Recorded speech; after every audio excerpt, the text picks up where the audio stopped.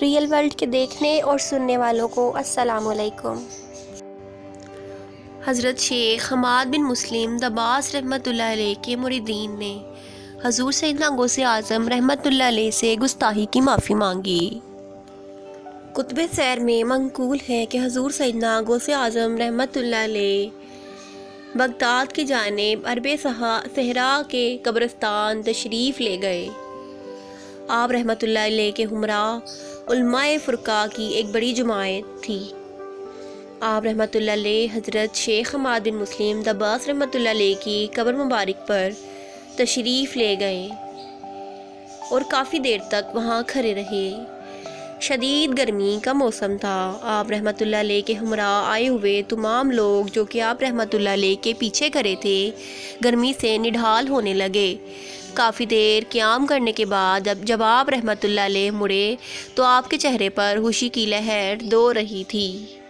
لوگوں نے وجہ دریافت کی تو آپ نے فرمایا 15 شعبان 499 ہجری بروز جمعے میں حضرت شیخ حماد بن مسلم دباس رحمۃ اللہ علیہ اور ان کے مریدوں کے ہمراہ نکلا تاکہ ہم نماز جمعہ جامعہ رفاسا میں ادا کریں۔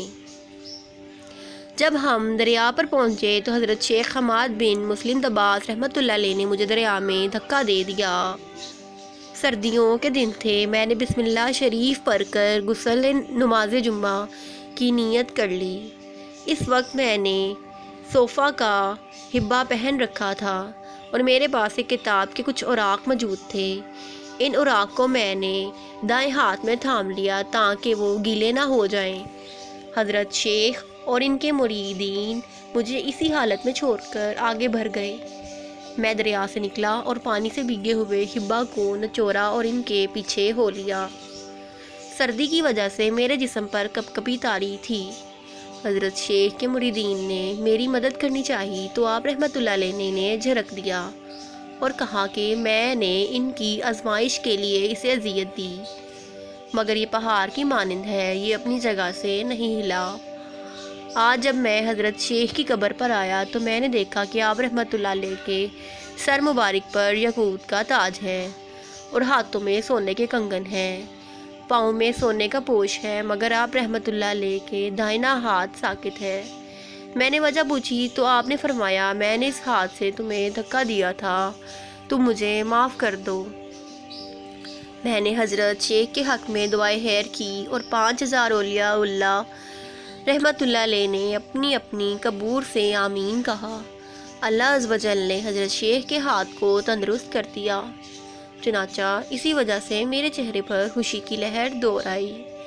حضور سیدنا غوث اعظم جب اپنے اصحاب کے ہمراہ بغداد تشریف واپس پہنچے تو شہر میں اس بات کا شور مچ گیا۔ حضرت شیخ حماد بن مسلم دباس رحمۃ اللہ علیہ کے مریدین اکٹھے ہو کر آپ رحمۃ اللہ علیہ کے پاس آ گئے تاکہ آپ رحمۃ اللہ علیہ سے اس بات کا ثبوت طلب کریں۔ جب وہ آپ رحمۃ اللہ علیہ کے پاس پہنچے تو ہیبت کی وجہ سے کچھ نہ پوچھ سکے۔ آپ رحمۃ اللہ علیہ نے ان کے آنے کا مقصد جان چکے تھے۔ آپ نے ان سے کہا تم 2 مشائخ کا انتخاب کر لو، وہ تمہیں میرے قول کی صداقت کا یقین دلا دیں گے۔ چنانچہ انہوں نے حضرت شیخ ابو الایوب یوسف بن ایوب بن یوسف ہمدانی رحمۃ اللہ علیہ کو جو کہ بغداد میں نوموار تھے اور حضرت شیخ عبد الرحمن کو جو کہ بغداد کے رہائشی تھے ان کا انتخاب کیا۔ یہ دونوں بزرگ صاحب کشف و کامرات تھے۔ وہ دونوں بزرگ اس وقت موجود نہ تھے۔ حضرت شیخ حماد بن مسلم دباس کے مریدین نے آئندہ جمعے تک کا وقت دیتے ہوئے کہا کہ ہم آئندہ جمعہ تشریف لائیں گے۔ آپ رحمۃ اللہ علیہ نے انہیں بیٹھنے کا اشارہ کیا اور اپنے سر مبارک کو جھکا لیا۔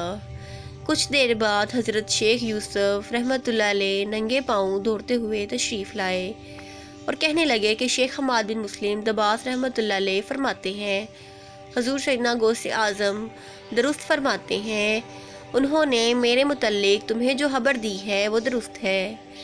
ابھی وہ اپنی بات کر ہی رہے تھے کہ حضرت شیخ عبد الرحمن رحمۃ اللہ علیہ بھی دوڑتے ہوئے تشریف لائے انہوں نے بھی اس بات کو بیان کیا کہ ان دونوں حضرات کی بات سن کر حضرت شیخ حماد بن مسلم دباس رحمۃ اللہ علیہ کے مریدین نے آپ رحمۃ اللہ علیہ سے اپنی گستاخی کی معافی ایسی مزید ویڈیوز کے لیے ہمارے چینل کو سبسکرائب کریں اور بیل آئیکن کو کلک کرنا مت بھولیں۔